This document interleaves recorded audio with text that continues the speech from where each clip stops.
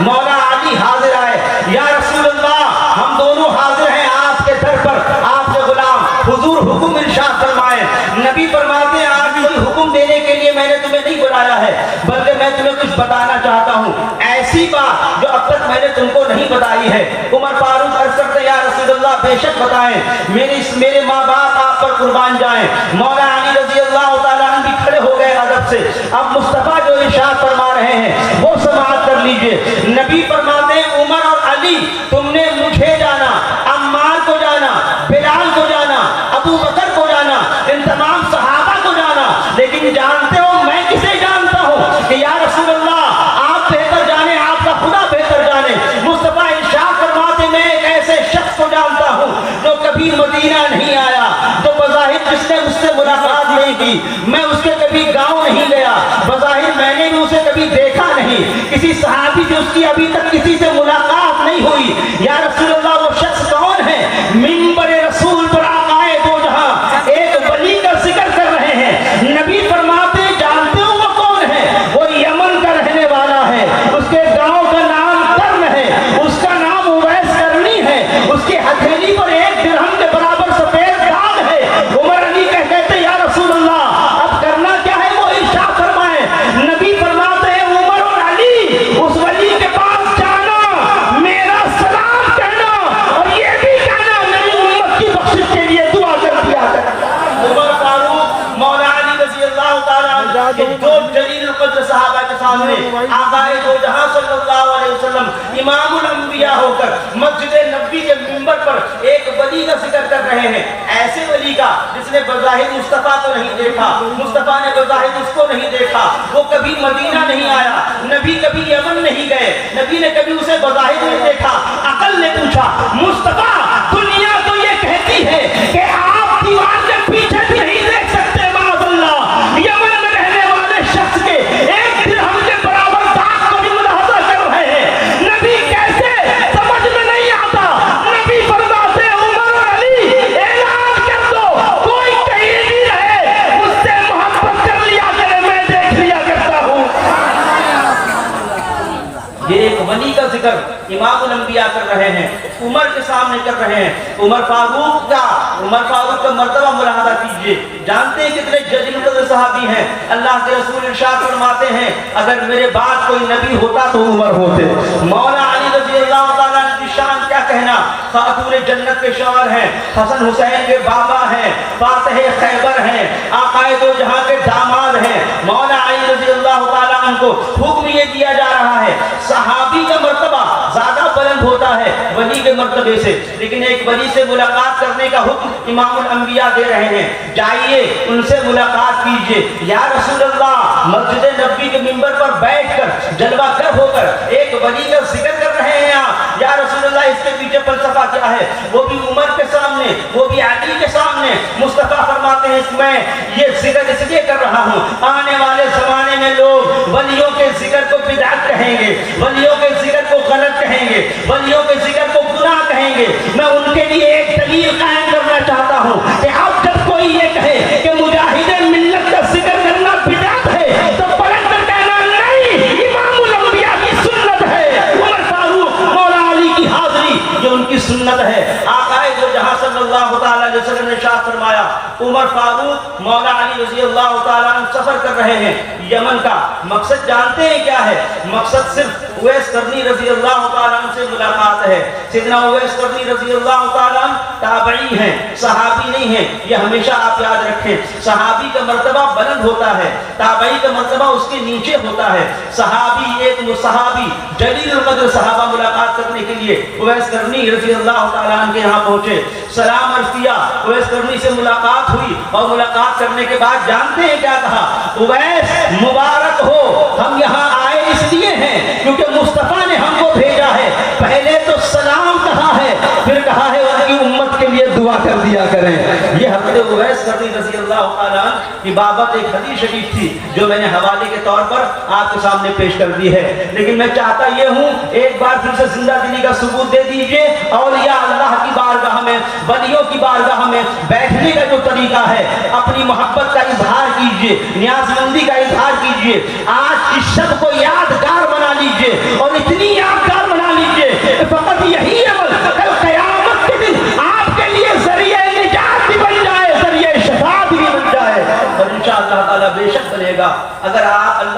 सुनना के लिए यहाँ पर हाजिर आए हैं। अगर आप सुनना चाहते हैं दोनों हाथों को उठाकर कह दें या रसूल अल्लाह। अल्लाह ताला आप तमाम लोगों की हाजिरी अपनी बारगाह में कबूल फरमाएं। अल्लामा मुश्ताक अहमद निज़ामी साहब कुतला का आप लोगों ने नाम सुना होगा, खतीब मशरिक हैं, बहुत आला किस्म के मुकर्रर और खतीब गुजरे हैं।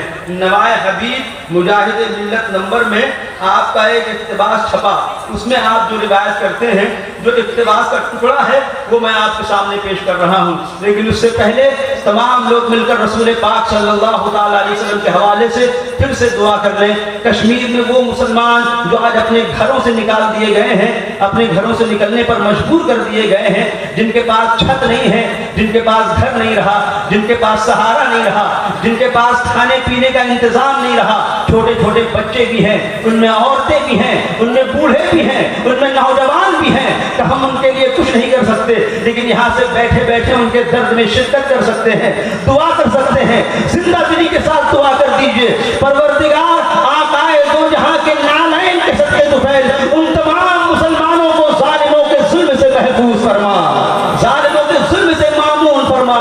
हमारी दुआओं की जरूरत दुनिया भर के तमाम मुसलमानों को है। आप नहीं जानते किन हालात से हम गुजर रहे हैं और आप गुजर रहे हैं। 21वीं शताब्दी में मुसलमान जितना परेशान हुआ है, इससे पहले शायद कभी इतनी परेशानियां मुसलमानों ने देखी हो। हमें कत्ल नहीं किया जा रहा, उसके बावजूद हम तिल तिल मरते हुए नजर आ रहे हैं। कौन ऐसा मुसलमान है जो रोता हुआ नजर नहीं आ रहा? पूरी दुनिया का अगर एक तायराना जायजा ले लें, पूरी दुनिया की बड़ी ताकतें अब सर उठा चुकी हैं आपके खिलाफ, आपकी दाढ़ी के खिलाफ, आपके कपड़ों के खिलाफ, आपके लिबास के खिलाफ, आपकी सच्चाई के खिलाफ, आपकी वहदानियत के तसव्वुर के खिलाफ, आपके इश्क़ रसूल के खिलाफ, आपके एहतराम अंबिया के खिलाफ, आपके एहतराम औलिया के खिलाफ, आपके बैतुल मुक़द्दस के खिलाफ, आपकी मस्जिदों के खिलाफ, आपके मदारिस के खिलाफ आप बेसहारा हो चुके हैं। हम भी बेसहारा अपने आप को महसूस कर चुके हैं, लेकिन उसके बावजूद जब जब मुजाहिद मिल्लत जैसे लोगों की जुर्रत बेबाकी याद आती है, एक सहारे का एहसास होता है और अल्लाह से दुआ करते हैं इस उम्मीद के साथ कि हम बेसहारा अपने आप से, अपने आमाल से, अपनी मादियत से जरूर हुए होंगे, लेकिन जब तक मुजाहिद मिल्लत जैसे लोगों का साया होगा, दुनिया हमें कभी बेसहारा नहीं कर सकती, कभी बेकस्तोपा नहीं कर सकती। हमारे ऊपर, हमारे सर ऊपर ताज शरिया जैसे लोगों की दुआएं हैं और करम है।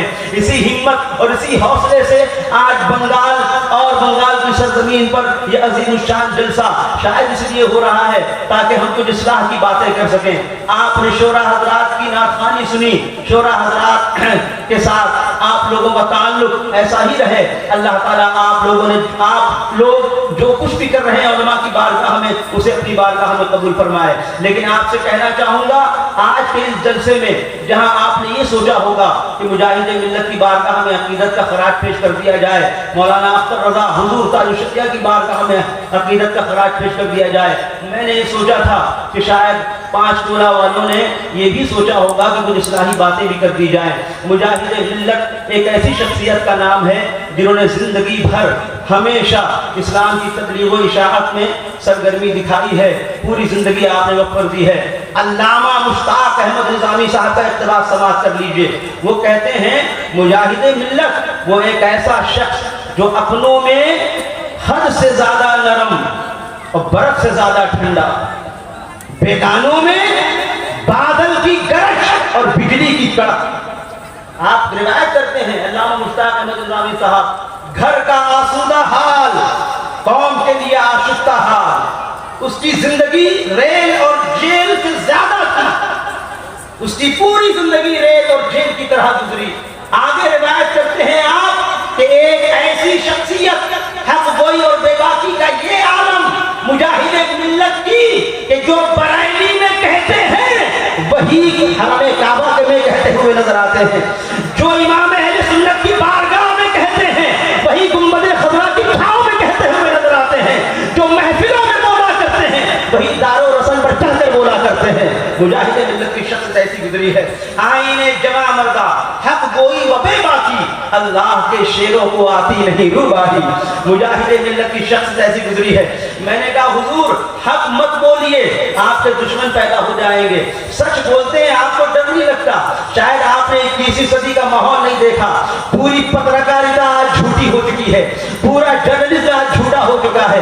अंजना ओम कश्यप से लेकर न जाने कितने ऐसे अफराद हैं जो अपने ज़मीर का सौदा कर चुके हैं, लेकिन सच बोलने के लिए तैयार नहीं है। एक जालिम से डर चुके हैं, जुल्म करने वालों से डर चुके हैं। दुनिया का दस्तूर रहा है, ताकत के आगे झुका जाता है, कुव्वत के आगे झुका जाता है, दौलत को देखकर बात को बदला जाता है। मुजाहिदे मिल्लत, आप बात बदलने के लिए तैयार क्यों नहीं है? आप हक से फिरने के लिए तैयार क्यों नहीं है? सच बोलना छोड़ दीजिए, दुनिया आपको कत्ल कर सकती है। आज पूरा भारत डरा हुआ है, 40 करोड़ मुसलमान भारत में बसते हैं। गिरती हुई मीनार को न बचा पाए और न गिरती हुई मीनार के ताल्लुक से एक लफ्ज बोल पाए। आज 40 करोड़ मुसलमान इस कदर अपने दिल में खौफ महसूस कर रहा है कि एक झूठे को दुनिया मुल्क की सबसे बड़ी कुर्सी पर बैठाने के बाद भी कोई उसे झूठा बोलने के लिए तैयार नहीं है। डर की वजह से, खौफ की वजह से, कहीं घर न लुट जाए, कहीं हम न लुट जाए, कहीं हमारी दुनिया न बर्बाद हो जाए। हुजूर आपकी जुर्रत पर हम करोड़ों दूध भेजते हैं, सलाम करते हैं। आपकी हक गोई और बेबाकी को हम सलाम करते हैं। हमें याद है इलाहाबाद की वो मस्जिद जिस पर कभी किसी दौर में वहां की गवर्नमेंट ने उंगली उठाई थी और एतराज किया था। वो मस्जिद की मीनारें आज भी मौजूद हैं। जानते हैं क्या हुआ था? इलाहाबाद में एक मस्जिद थी, मुअज्जम खान साहब ने 1118 हिजरी में उसकी तामीर की थी। वो ऐन बिल्कुल सड़क पर वो मस्जिद कायम की गई थी, लेकिन उस दौर में उस दौर की गवर्नमेंट ने उस पर नजर डाली और उन्होंने उसको तोड़ना चाहा। कागज मांगना शुरू किए, कागज किसी के पास नहीं थे। मुजाहिद मिल्लत के पास ये खबर पहुंची, सरकार मुजाहिद मिल्लत बिल्कुल नौजवानी के आलम में थे। आपको बड़ा कलक हुआ। आपसे वही तो मैं पूछना चाहता हूँ, 40 करोड़ मुसलमानों से सवाल कर रहा हूँ, आपको खौफ क्यों नहीं लाया? आप क्यों डर गए? आपको खौफ क्यों रहा? आपने क्यों नहीं हक बात कही? आप सच क्यों नहीं बोल पाए? आप किसी का हाथ क्यों नहीं पकड़ पाए? और मुजाहिद मिल्लत तने तन्हा उनकी बारगाह में सवाल कर रहा हूँ, हुजूर आपकी ये हक गोई और बेबाकी देखकर हम शजदर हैं, औरतें शजदर हैं, बाप शजदर है, बेटा शजदर है, पड़ोसी शजदर है, मुसलमान शजदर है। 40 करोड़ की तादाद आज ताज्जुब में डूब चुकी है। एक दिन नहीं, 2 दिन नहीं, कई दिनों से, कई सालों से जिस मस्जिद का मसला पूरी दुनिया ने अपनी आंखों से देखा, जब उसको गिराया गया दुनिया का कोई आदमी उसे रोक न पाया। हुजूर आज इस मस्जिद का भी कजिया आपके सामने है, कैसे रोकेंगे? कागज आपके पास नहीं है, दुश्मन की नजर इसके ऊपर है और सुन अपना हाथ बढ़ा रहा है। अल्लाह का घर है जहां पर अल्लाह के रसूल सल्लल्लाहु तआला अलैहि वसल्लम की बरकतें हैं और रहमतें हैं। मुजाहिद मिल्लत कहते हैं मैं उसी कैफियत में हूँ, इस तराबी कैफियत में। मस्जिद कैसे बचाऊंगा? इलाहाबाद की बहुत मशहूर सड़क पर ये मस्जिद है। मुजाहिद मिल्लत की बारगाह में एक आदमी आए, उन्होंने आकर अर्ज किया, हुजूर कल मैंने ख्वाब देखा है। ख्वाब में ये देखा है कि उसी मस्जिद में रसूलुल्लाह नमाज पढ़ रहे हैं, सजदे कर रहे हैं। मुजाहिद मिल्लत कहते हैं जब ये मैंने सुना मुझे एक हौसले का एहसास हुआ, मैं खड़ा हो गया। फिर मैंने कहा हबीबुर रहमान की जान रहे न रहे कोई फर्क नहीं पड़ता, अल्लाह का घर जहां है वहीं रहेगा। हबीबुर रहमान की जान जब तक रहेगी। सरकार मुजाहिद मिल्लत कहते हैं मैं कागज के तलाश में था कि कागजात मिल जाएं। मैं उस दिन सोचते सोचते सो गया। अभी सोया था, ख्वाब में देखता हूँ आला हजरत जलवागर हुए। सरकार आला हजरत आए और आने के बाद कहा हबीबुर रहमान परेशान लगते हो? कहा हाँ हुजूर मस्जिद के लिए परेशान हूँ। कहा परेशान मत हो, तुम्हें कागज भी मिल जाएंगे और नमाज भी तुम वही अदा करोगे। मुजाहिद मिल्लत रिवायत करते हैं मैं सुबह उठा, थोड़ी देर के बाद मैंने देखा एक साहब एक बांस लेकर आए, लकड़ी जो मोटी लकड़ी होती, और उन्होंने मुझे दे दी। कहा हुजूर इसमें खंगालिए कुछ है? मैंने उसमें हाथ डाला तो देखा कुछ कागजात थे। मैंने कागज निकाले, अल्हम्दुलिल्लाह रसूलुल्लाह सल्लल्लाहु अलैहि वसल्लम का करम हुआ, वो मस्जिद के कागजात थे। मस्जिद मैंने बचाई। आला हजरत ने जैसा फरमाया था कि मैं नमाज वहीं अदा करूंगा, मैंने वहीं नमाज भी अदा की और वहीं पर मैंने जामिया हबीबिया नाम का मदरसा भी कायम कर दिया और आज तक वो मदरसा कायम है। कि सरकार मुजाहिद मिल्लत کہ وہ کارنامے ہیں جنہیں آپ اور ہم یا قیامت تک آنے والے جتنی سنی مسلمان ہیں کبھی فراموش نہیں کر سکتے۔ یہ سرکار مجاہد ملت کی بہت بے پایا کرم ہے ہم پر اور آپ پر کہ ہم نے اور آپ نے مجاہد ملت جیسا پیر و مرشد پایا، مجاہد ملت جیسا رہنما پایا۔ اگر میری گفتگو آگے بھی سننا چاہتے ہیں آپ تو ایک بار درشا دیجئے، مجھے بتا دیجئے، یہ کہہ دیجئے کہ آپ یو پی کے صحیح رات کے اتنے وقت چلا رہے ہیں اور ہم کو جگانے کی کوشش کر رہے ہیں۔ آپ یہ مت سمجھیے کہ آپ تنہا مجاہد ملت کے نام پر جاگنے کے لیے تیار ہیں۔ ہم بنگال کے لوگ بھی حبیبی ہیں، جب تک ان کی تعریف ہوتی رہے گی ہم سنتے رہے۔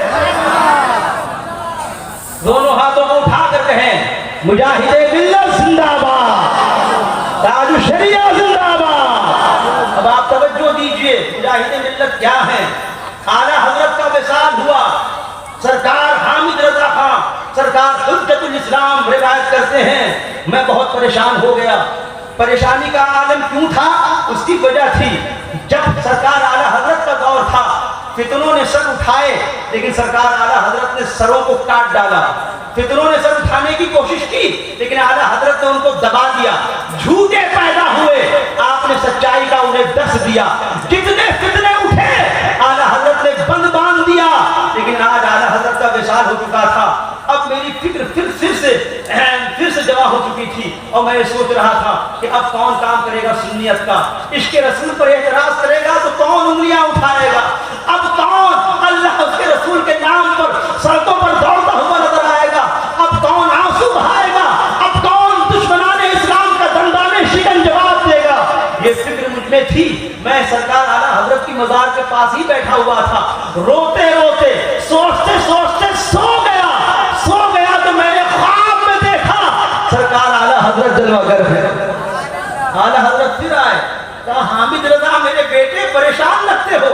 کہا ہاں پریشان کیوں نہ ہو، اسلام کی بات ہے، سنیت کی بات ہے، سچائی کی بات ہے، حق گوئی کی بات ہے، حیا کی بات ہے، شرم کی بات ہے، انسانیت کی بات ہے، پریشان ہونے والی ہی بات ہے۔ اب آپ کے بعد کون دیکھے گا سنیت کو؟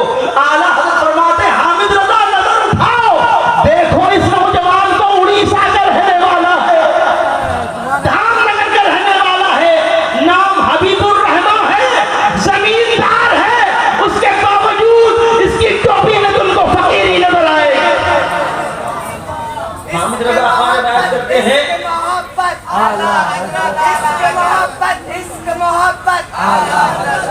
بستی کریا کریا تاجو سریا تاجو سریا بستی کریا کریا تاجو سریا تاجو سریا۔ بیعت کرتے ہیں سرکار حجت الاسلام کہ سرکار اعلیٰ حضرت نے بھی فرمایا میری آنکھیں کھل گئیں۔ ایک مہینے کے بعد جلسہ ہوا جارمی شریف کا، بریلی شریف میں حضور سرکار مجاہد ملت کی جلوہ گری وہاں ہوئی، آپ نے حاضری کا شرف حاصل کیا، وہاں پہنچے، آپ اعلیٰ حضرت کی مزار کے پاس بیٹھ کر قرآن شریف پڑھ رہے تھے۔ مجاہد ملت حامد رضا خان سرکار حجت الاسلام نے بیعت کرتے ہیں کہ میری نظر اس نوجوان پہ پڑ گئی، میں قریب گیا اور جانے کے بعد میں نے کہا اڑیسہ کے رہنے والے ہو؟ کہا ہاں۔ دھام نگر کے رہنے والے ہو؟ کہا ہاں۔ زمیندار ہو؟ کہا ہاں۔ کا نام حبیب الرحمن ہے؟ کہا ہاں۔ آپ اٹھے، گلے لگا کر کہا آج میری منتہا کو ہم پہنچ گئے، تمہارا ہی انتظار تھا۔ کہا حضور بات کیا ہے؟ کہا اعلیٰ حضرت نے خواب میں مجھ سے کہا کہ اب میں سنیت کی فکر کرنا چھوڑ دوں کیونکہ حبیب الرحمن اب ساری دنیا میں سنیت کے لیے لڑے گا بھی، عشق رسول کو پھیلائے گا۔ سرکار حجت الاسلام نے مصیبت انہیں اجازت دی، خلافت دی۔ اب ایک سوال آپ کریں مجاہد ملت کی بارگاہ میں کہ حضرت یہ جرت، یہ بے باکی، ہمیں بڑا ڈر لگتا ہے آج سچ بولنے سے۔ ہم 40 کروڑ مسلمان سچ نہیں بول پا رہے ہیں، 40 کروڑ کی تعداد، پہلے سے زیادہ پیسہ ہے ہمارے پاس۔ پہلے ہم مٹی کے مکانوں میں رہا کرتے تھے، اب تو دیہاتوں میں بھی بڑے اچھے مکان ہم نے بنا لیے ہیں۔ پہلے سے زیادہ مسجدیں ہیں ہمارے پاس، پہلے سے زیادہ مدرسے ہیں ہمارے پاس۔ اب ہم کو قلم بھی پکڑنا آ گیا ہے، لائبریری کا مطلب ہم سمجھنے لگے ہیں۔ مدارس اسلامیہ کی طرف اب بچے کوچ کر رہے ہیں۔ مائیں اب باضابطہ اپنے کلیجے پر پتھر رکھ کر اپنے بچوں کو حافظ قرآن بنانے کے لیے تیار ہے۔ اس کے کے باوجود ہم ناکام نظر آئے ہیں. بہت ساری جگہوں پر ہم فلسطین کے مسلمانوں کو بچا نہیں پائے. بیت المقدس میں کئی بار گولیاں چلی, ہم وہاں پر جانا پائے نہ بچا پائے. ہم نے بابری مسجد کے معاملے میں خوف کا احساس کیا, چپ چاپ رہے, میناریں توڑ کے گرا دی گئی. ہم بہت سی جگہوں پر پریشان حال ہوئے. آپ کو یہ طاقت, یہ قوت, یہ جرأت, یہ بے باکی کہاں سے ملی؟ مجاہد ملت, ہم 40 کروڑ مسلمان حق نہیں بول پا رہے, آپ تنہا بولتے ہوئے نظر آ رہے ہیں.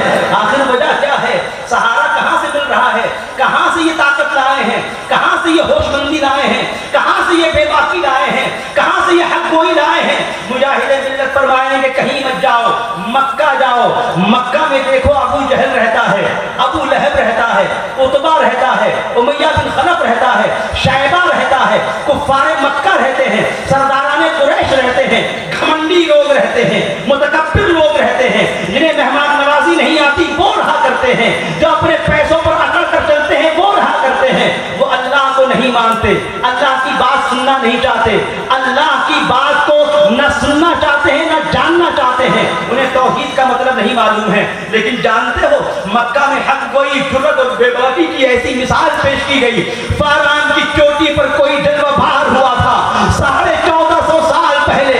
اس کے سامنے بھی دولت کا ڈر تھا, اس کے سامنے بھی قوت کا ڈر تھا, اس کے سامنے بھی طاقت کا ڈر تھا.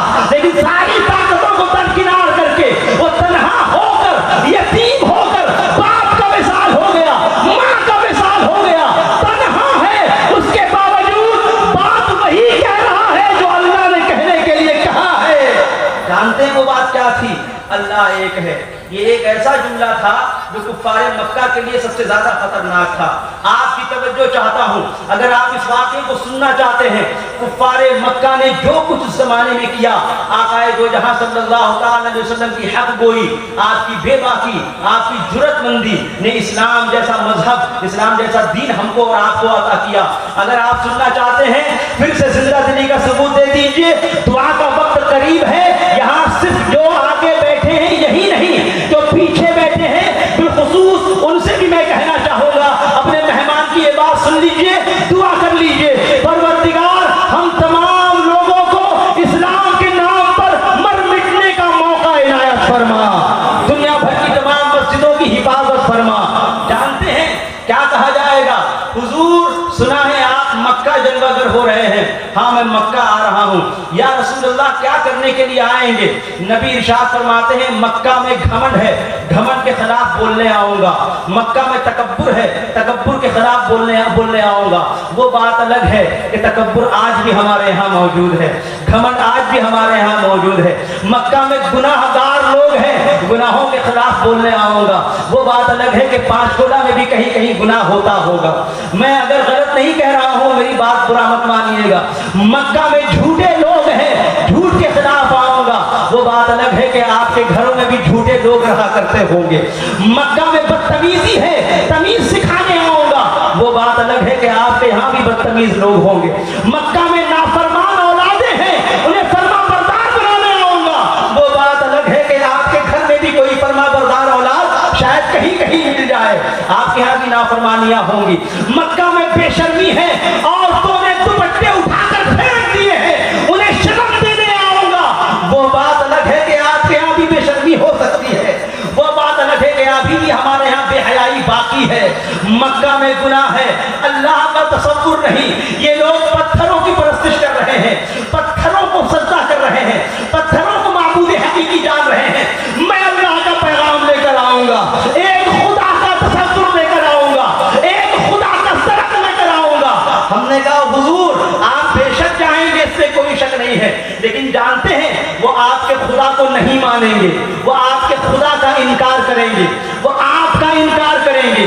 آپ کی سچی باتیں ان کو سمجھ میں نہیں آئیں گی. وہ جھوٹے ہیں, جھوٹ پر اپنی زندگی گزارنا چاہتے ہیں. وہ بات الگ ہے کہ آج بھی علماء کہتے ہیں مسلمانوں سے سچ بولو, آپ بولنے کے لیے تیار نہیں. علماء کہتے ہیں مسلمانوں سے نماز پڑھو, شاید آپ نماز پڑھنے کے لیے تیار نہیں. علماء کہتے ہیں اچھے ہو جاؤ, شاید آپ برے ہونے میں ہی اپنے آپ کو مطمئن محسوس کر رہے ہیں. علماء کہتے ہیں کہ آپ حق بے باحیا اور باشرف زندگی گزارو. وہ بات الگ ہے کہ آپ ماننے کے لیے تیار نہیں ہیں. میں 5 تولہ کے عظیم الشان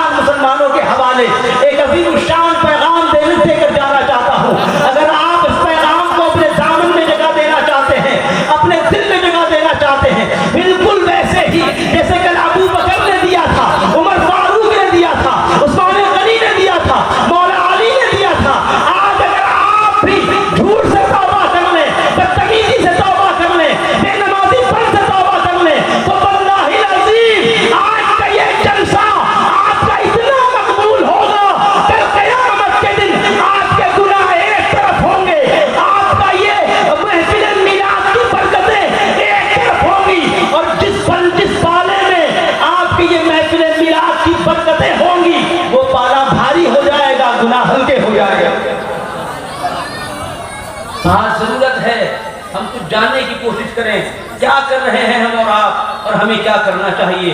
ये सिर्फ आपसे नहीं कह रहा हूँ, जहाँ जहाँ जाता हूँ वो वहाँ कहना चाहता हूँ। क्या किया है आपने और हमने अब तक इस्लाम के खातिर? हमने तो बहुत कुछ कुरान से लिया।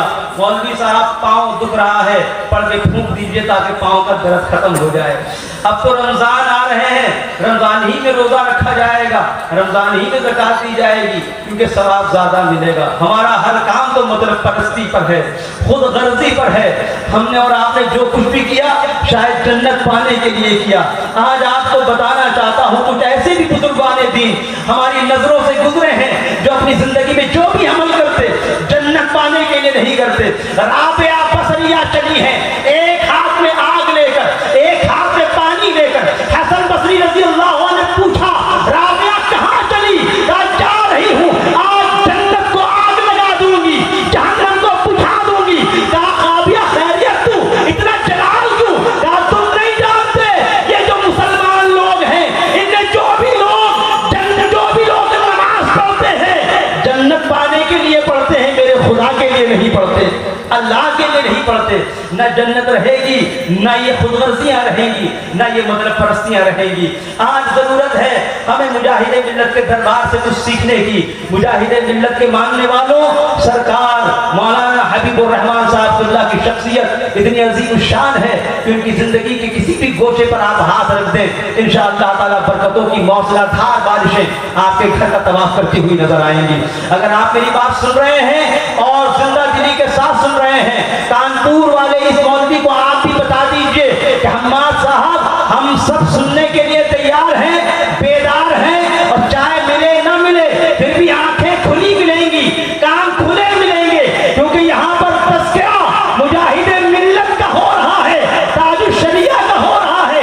एक नहीं सैकड़ों दिन ये जलसा और हम लोग सुना करते हैं, लेकिन जितनी बार सुनते हैं मुजाहिदे मिल्लत का जिक्र नया महसूस होता है, नया मालूम होता है। हुसैन हबीबुर रहमान में आप तमाम लोगों की शिरकत बाइस सआदत है। आइए मक्का शरीफ ले चलें। मक्का शरीफ में एक अजीब सा हिजान है। मक्का में कई सौ साल गुजर गए, कोई अल्लाह को सजदा करने वाला पैदा नहीं हुआ, कोई खुदा को खुदा मानने के लिए तैयार नहीं हुआ। एक खुदा के खिलाफ वो लोग हमेशा रहे। उन्होंने पत्थरों को समझा कि ये माबूद हकीकी है। उन्होंने पत्थरों से कहा कि तुम मेरे खुदा हो। लात था, हुबल था, इज़्ज़ा था, मनात था, इन सबको खुदा बना लिया उन लोगों ने। और खुदा बनाने के बाद उनके नाम पर न जाने कितनी इंसानी कुर्बानियां देने के लिए वो तैयार हो गए। काबा की दहलीज पर बरहना नंगे होकर तवाफ करने वाले ये लोग इतने ज्यादा पत्थर दिल हो चुके थे, किसी शरीफ की शरीफाना बातें इनके कानों पर असर नहीं करती थी। जुल्म की बात ये लोग जुल्म से बात करते थे, सितम से बात करते थे, ताकत से बात करते थे, कुव्वत से बात करते थे, बदतमीजी से बात करते थे, गाली गलौज से बात करते थे। हमने कहा या रसूल अल्लाह, आप अल्लाह की बात करने जा रहे हैं ऐसे लोगों के दरमियान जो अल्लाह की बात सुनने के लिए तैयार नहीं है, जो आपके खुदा को जानने के लिए तैयार नहीं है, जो आपके खुदा की बात करने के लिए तैयार नहीं है। आप मुझे बताओ, पांच बोला वालों, है आप में जुर्रत ऐसी किसी शराबी के सामने खड़े होकर आप ये कहते हैं कि तुम शराबी हो? है आप में जुर्रत किसी झूठे के सामने आप ये कहते हैं कि तुम झूठे हो? है आप में जुर्रत किसी बदतमीज के सामने ये कहते हैं कि आप बदतमीज हो? है आप में जुर्रत किसी वहाबी के सामने कहते हैं कि तुम गुस्ताखे रसूल हो? नहीं है।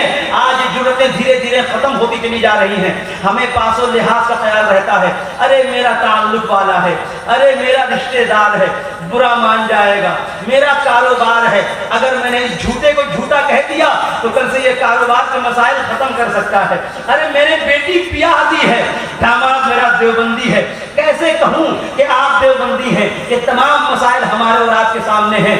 धीरे धीरे हक गोई और जुरत बात को जुरत का और बेबाकी का जो जौहर था वो हमारे ज़मीर से, हमारी रूह से निकलता चला गया। लेकिन आकाए दो जहां सल्लल्लाहु अलैहि वसल्लम की जिंदगी मुबारक को आप मुलाहजा कीजिए। हुजूर मत जाइए, अबू जहल बदतमीज है, जुल्म से बात करेगा, सितम से बात करेगा, बदतमीजी से बात करेगा, ताकत से बात करेगा, कुव्वत से बात करेगा, दौलत से बात करेगा, लश्कर लेकर आएगा, आपके खुदा के खिलाफ लाएगा, आपके तसव्वुर के खिलाफ लाएगा, आपकी हक़गोई के खिलाफ लाएगा। आप तन्हा हैं, अबू तालिब की खस्ता हाली सबको पता है, अब्दुल्लाह का विसाल हो चुका है, आमना विसाल कर चुकी हैं, आपके पास बज़ाहिर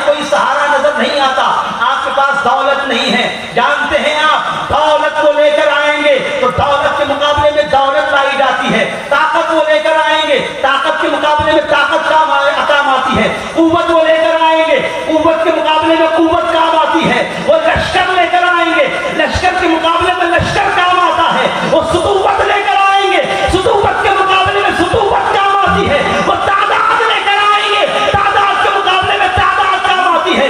حضور ان کا مقابلہ کیسے کریں گے؟ مصطفیٰ ارشاد فرماتے ہیں لانے دو انہیں طاقت, لانے دو انہیں قوت. وہ طاقت لے کر آئیں گے, میں اسلام لے کر آ رہا ہوں, میں قرآن لے کر آ رہا ہوں, اللہ کا فرمان لے کر آ رہا ہوں. اور دنیا دیکھے گی طاقت کا مقابلہ طاقت کر سکتی ہوگی, لیکن کوئی طاقت ایسی آج تک بنی ہی نہیں جو اسلام کا مقابلہ کر سکے, جو اللہ کے قرآن کا مقابلہ کر سکے. میں اسلام لے کر آ رہا ہوں. ذرا آپ سوچئے رسول اللہ کیا لے کر گئے تھے ابو جہل کو سمجھانے کے لیے, کیا لے کر گئے تھے عتبہ کو سمجھانے کے لیے, کیا لے کر گئے تھے جو ابو جہل کا بیٹا مجبور ہو گیا لا الہ الا اللہ پڑھنے کے بعد بھی. یہ جرأت اور بے باکی تھی آقا دو جہاں کی. آپ کو کوئی خوف نہیں تھا وہ قتل کریں گے, آپ کو کوئی خوف نہیں تھا وہ گھر لوٹ لیں گے. یہاں تک کہ آپ کو ہجرت کا موقع آیا, ہجرت بھی آپ نے کی, ایک بار نہیں دو بار کی. بالکل یہی سنت رسول کی اتباع کرتے ہوئے ہمیں سعودی گورنمنٹ کے سامنے مجاہد ملت نظر آتے ہیں. سرکار مجاہد ملت اپنے تو اپنے رہے, آپ اپنے دیش میں ہیں, اپنی مٹی میں پیدا ہوئے ہیں, اپنے گھر میں زندگی گزار دی, یہیں آپ کے باپ داداؤں کی قبریں بنی, اس کے باوجود یہاں پر رہنے کے آپ حق بولنے سے قاصر ہیں, سچ بولنے سے قاصر ہیں, حق بات ڈر کی وجہ سے نہیں کر پا رہے ہیں.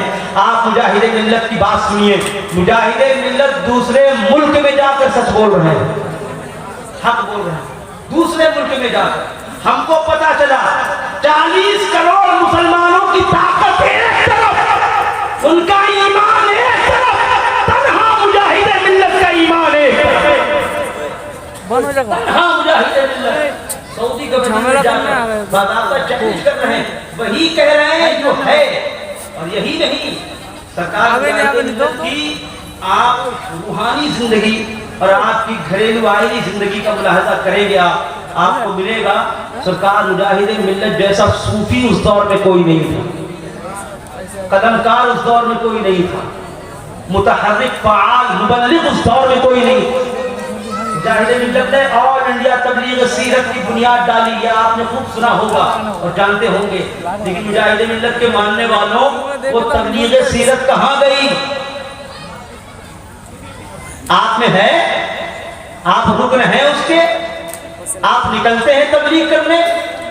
میں ان کے مریدوں سے پوچھ رہا ہوں, ان کے ماننے والوں سے پوچھ رہا ہوں, جو اس جلسے میں آج بیٹھ کر اپنی محبت کا اظہار کر رہے ہیں, ان سے پوچھ رہا ہوں. آل انڈیا تبلیغ سیرت مولانا حبیب الرحمان رحمت اللہ علیہ نے قائم کی, آج وہ کہاں ہے مجھے بتائیے. صرف کتابوں میں, یا پھر آپ ہی مجھے بتا دیں اسے صرف کتابوں میں ہونا چاہیے یا آپ کی زندگی میں بھی ہونا چاہیے. میری بات اگر بری لگ رہی ہو تب تو آپ جا سکتے ہیں, اور اگر میری بات صحیح لگ رہی ہو تو پھر آپ میری بات پر لبیک کیجئے اور کہیے ماد انور اب تک تو کوئی بات نہیں تھی, شاید گمان میں نہیں تھا, لیکن انشاءاللہ اب تبلیغ سیرت کا کام وہاں تک ہم کریں گے جہاں تک مجاہد ملت کا ہم پر کرم ہوگا. تبلیغ سیرت کو پڑھائیے, یہ اسلام کی ضرورت ہے, آنے والی نسلوں کی ضرورت ہے, تمہاری بہو بیٹیوں کو ضرورت ہے, تمہاری ماں کو ضرورت ہے, ورنہ آنے والا زمانہ اتنا بھیانک ہوگا کہ آپ کا کلمہ پڑھنا بھی دشوار ہو جائے. آپ نہیں جانتے سازشات کس طرح کی رکھی جا رہی ہیں.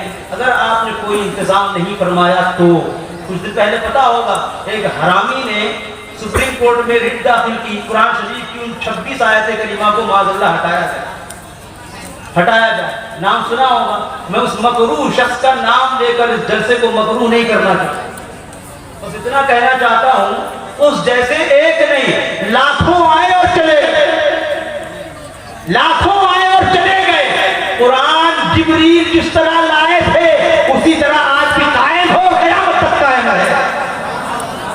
اور ہم اور آپ, جو ہماری اور آپ کی گارنٹی نہیں, ہم تو فقط جان دے سکتے ہیں اپنی, الحمدللہ قرآن کے لیے بات یہ ہے کہ اللہ نے خود فرمایا اِنَّا نَحْنُ نَزَّلْنَا الذِّکْرَ وَإِنَّا لَهُ لَحَافِظُونَ، میں نے یہ قرآن نازل کیا ہے، قیامت تک اس کی حفاظت بھی میں ہی کروں گا۔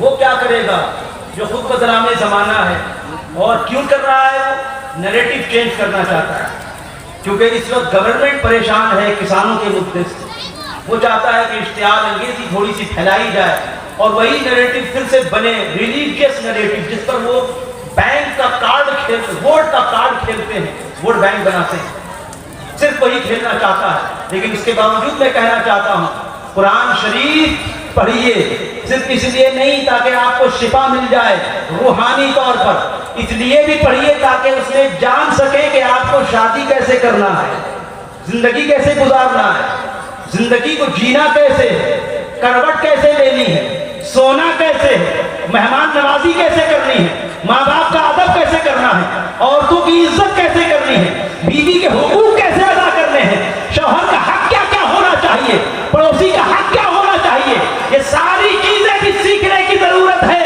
تب آپ دیکھیں گے جنت جسے آپ دیکھنا چاہتے ہیں قیامت میں تو بعد میں دکھے گی، قرآن پر عمل کر لو، خدا آپ کا گھر جنت کا نمونہ بنتا ہوا نظر آئے۔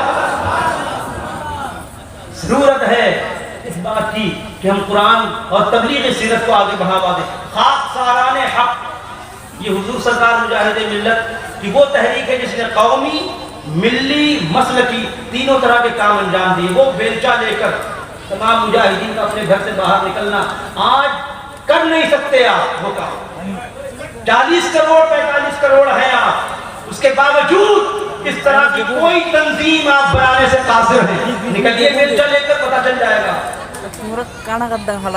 نکلیے آپ وردی پہن کر، پتہ چل جائے گا آپ میں یہ جرأت اور وہ جذبہ نہیں، یہ کام جذبے سے ہوا کرتے ہیں۔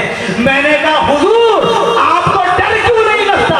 ہم کو تو ڈر لگتا ہے۔ مجاہد ملت فرماتے ہیں انہیں ڈرنے کی ضرورت نہیں جن کے سینوں میں عشق رسول ہوا کرتا ہے، احترام انبیاء ہوا کرتا ہے۔ وہ عشق رسول تھا جو ان کو آگے بڑھا رہا تھا، خاک ساران حق۔ اور اس کے علاوہ آپ ایک بہترین مرید، ایک ایسا مرید جو اپنے پیر کا حد درجہ احترام کیا کرتا تھا۔ کہتے ہیں کہ بریلی شریف اسٹیشن پر اترے، آپ نے رکشہ کیا اور رکشے سے آپ جا رہے تھے حضور سرکار اعلیٰ حضرت کی مزار کی طرف، جا ہی رہے تھے، رکشے والے سے آپ نے پوچھ لیا کہ بھائی تمہارا نام کیا ہے؟ اس نے کہا میرا نام حامد رضا ہے۔ حامد رضا ہے، اتنا سننا تھا آپ کود گئے رکشے سے باہر، طرف گئے اور اس کا ہاتھ پکڑ کر کہا یہ کیا گناہ دروار ہے تم سے؟ کہا حضور خیریت تو؟ کہا حامد رضا میرے پیر و مرشد کا نام ہے، اور میں یہ بھی برداشت نہیں کر سکتا کہ جو میرے پیر و مرشد کا ہم نامی ہو وہ میری خدمت کرے۔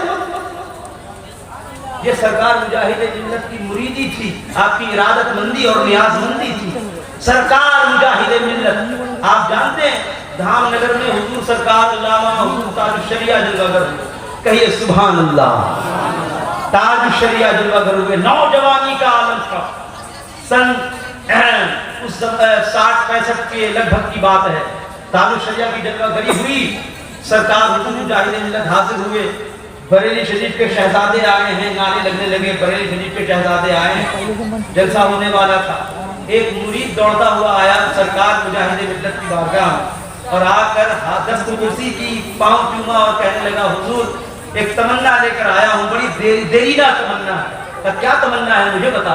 کہا حضور تمنا یہ ہے، ڈر ڈر کے کہہ رہا ہوں آپ سے کہ مجھے مرید کر لیں، مجھے مرید کر لیں۔ سرکار مجاہد ملت کا چہرہ متغیر ہو گیا۔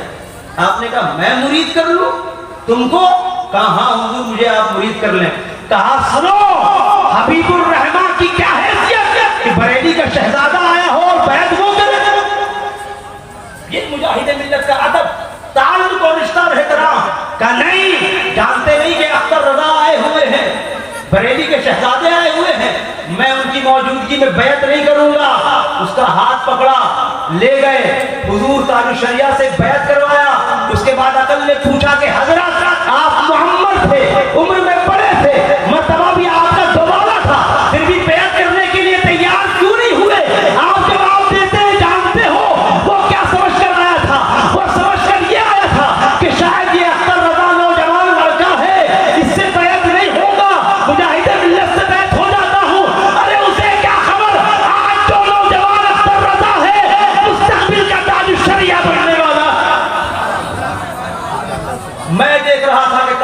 بننے والا سرکار مجاہد ملت نے اپنے پیروں کی بارگاہ میں اور اپنے پیروں کے شہزادگان کی بارگاہ میں کچھ اس طرح عقیدت کا خراج پیش کیا ہے.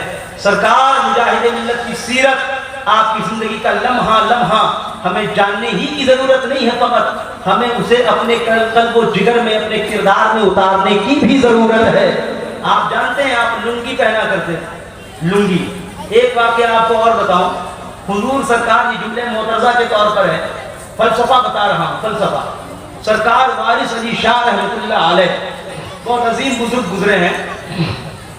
دیوا شریف میں آپ کا مزار شریف ہے، آپ سب جانتے ہو. وہ ایک لباس پہنا کرتے تھے. لباس کی کیا اہمیت ہونی چاہیے آج اسے ہمیں اور آپ کو سمجھنے کی ضرورت ہے. شومیہ قسمت میرے پاس وہ ٹاپک نہیں ہے جس پر میں آپ سے وہ بات کر سکوں، ورنہ بس اسے طائرانہ انداز میں یہ سن لیجئے کہ آج ہم نے اپنا ضمیر، اپنی روح اور اپنا لباس، اپنی تہذیب، اپنا تمدن پوری طرح سے ویسٹرن کلچر میں ڈال دیا.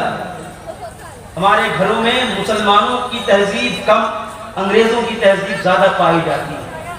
ہمارے گھروں میں اب اس زمانے میں آپ کو بتانا چاہتا ہوں، ہر کسی کے اوپر ویسٹرن کلچر کا بھوت سوار ہے. وہ کلیشے ہی رہنا چاہتا ہے. وہ اس کو اسلامی لباس یا داڑھی وغیرہ وغیرہ سے ایک عجیب سی کوفت کا احساس ہوتا ہے. یہ مسلمانوں کا مزاج جب سے ویسٹ سے بہت ساری باتیں آئی ہیں ہمارے اور آپ کے درمیان، تب سے یہ مزاج بن گیا. بہرحال ایک ٹاپک نہیں بننا، اس پر میں گفتگو کرتا ہوں. میں سرکار وارث علی شاہ کی بات بتاتا ہوں. سرکار وارث علی شاہ رحمۃ اللہ علیہ ایک کپڑا پہنا کرتے تھے، مخصوص ٹائپ کا کپڑا. وہ سلواتے نہیں تھے، وہ یوں ہی پہن لیا کرتے تھے، اور پیلے کلر کا ہوتا، یلو کلر کا پہنتے تھے. ایک دن ایک مرید نے ان سے پوچھا کہ حضرت دنیا کپڑے خریدتی ہے تو خرید کر سلواتی ہے، کرتا ہوتا ہے، پیجامہ ہوتا ہے، وہ پہنتی ہے، اور آپ کو ہم دیکھتے ہیں کہ آپ کپڑا بغیر سلا ہوا یوں ہی لپیٹ لیا کرتے ہیں، اس کے پیچھے وجہ کیا ہے؟ تو انہوں نے کہا بیٹا میں یہ کپڑا نہیں لپیٹتا، اپنے لیے کفن لپیٹتا. سن رہے ہیں میری بات؟ اگر اچھی لگے تو کہہ دیں سبحان اللہ. وارث علی شاہ کے نام پہ کہہ دیں سبحان اللہ. کہتے ہیں بیٹا یہ میں کپڑا نہیں پہنتا، یہ سوچ کر پہنتا ہوں کہ کفن پہن رہا ہوں. کہا حضور کفن تو مرنے کے بعد پہنا جاتا ہے، آپ زندگی ہی میں پہن رہے ہیں. انہوں نے جواب دیا پہنتا اس لیے ہوں تاکہ جب جب آئینے میں خود کی صورت دیکھوں تو مجھے میرا کفن دکھے، کیونکہ جب جب مجھے میرا کفن دکھے گا مجھے میری موت یاد آئے گی، اور جب جب موت یاد آئے گی مجھے میرا خدا یاد آئے گا. خدا کو یاد کرنے کا طریقہ بزرگوں کا کس انداز میں رہا کرتا ہے وہ سماعت کیجیے.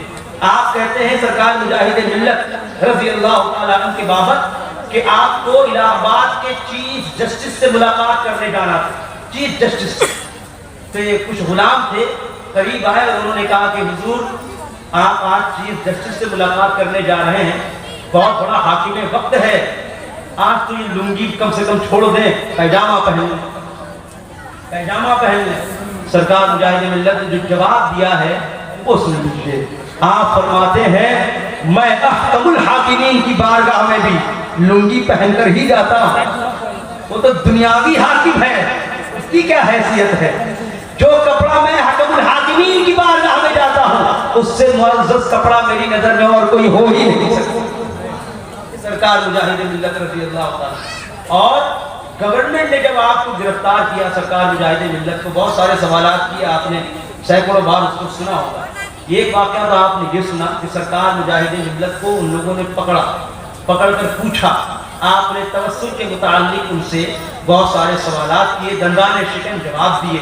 وہ گورنمنٹ، سعودی گورنمنٹ اتنی زیادہ ظالم اور جابر، جہاں پوری دنیا میں آج جمہوریت کے لیے باضابطہ کئی بڑی بڑی جنگیں ہوئی، برٹن، امریکہ، فرانس، یورپ کے زمانے میں بری طرح سے لڑے صرف جمہوریت کو لانے کے لیے. صدام حسین رحمہ اللہ تعالیٰ پر جو حملہ ہوا فقط اس لیے تاکہ بادشاہت ختم کر کے جمہوریت کو لایا جا سکے. آپ کو خاص طور پر بتانا چاہتا ہوں سعودی گورنمنٹ آج بھی جمہوریت پسند نہیں کرتی.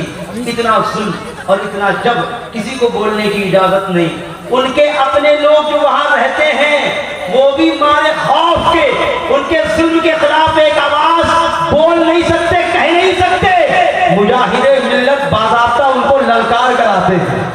للکارا رسول اللہ صلی اللہ علیہ وسلم کے عشق کی بات تھی، احترام کی بات تھی، عظمت کی بات تھی، رفت کی بات تھی سرکار مجاہد۔ اور یہی حال حضور تاج الشریعہ کے ساتھ بھی ہوا۔